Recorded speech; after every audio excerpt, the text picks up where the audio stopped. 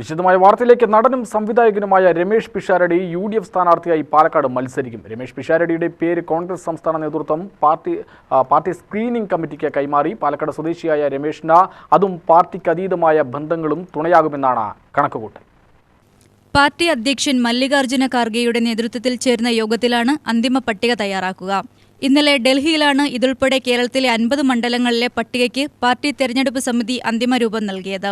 30 എണ്ണത്തിൽ ഒരാളുടെ മാത്രം പേരാണ് നൽകിയിരിക്കുന്നത്. ഇതിൽ MLA-മാരെല്ലാം മത്സരിക്കും. പാലക്കാട് MLA രാഹുൽ മാങ്കൂട്ടത്തിൽ ലൈംഗികാരോപണ കേസുകളിൽ കുടുങ്ങി പാർട്ടിയിൽ നിന്ന് പുറത്തായതിനെ തുടർന്ന് പുതിയ ആളെ കണ്ടെത്തി. പാലക്കാട് ജില്ലയിലെ കുത്തന്നൂരാണ് പിഷാരടിയുടെ ജന്മദേശം. പഠിച്ചത് കോട്ടയത്തായിരുന്നു. നേരത്തെ തന്നെ കോൺഗ്രസിൽ സജീവമായിരുന്ന പിഷാരടി കഴിഞ്ഞ തെരഞ്ഞെടുപ്പിൽ മത്സരിക്കാൻ ആഗ്രഹിച്ചിരുന്നു.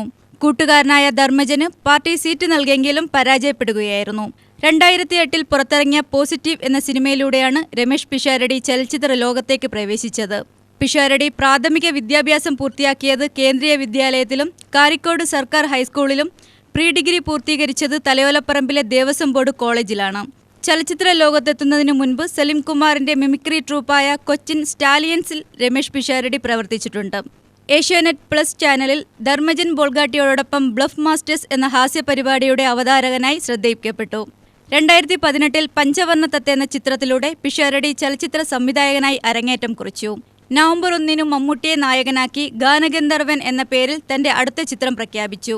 പാലക്കാട്ടേക്ക് K. മുരളീധരൻ ഉൾപ്പെടെയുള്ള നേതാക്കളുടെ പേര് പരിഗണിച്ചിരുന്നെങ്കിലും അന്തിമ പട്ടികയിൽ പിഷാരടിയുടെ പേരാണ് ഇടം പിടിച്ചത്. UTV news, Palakkad.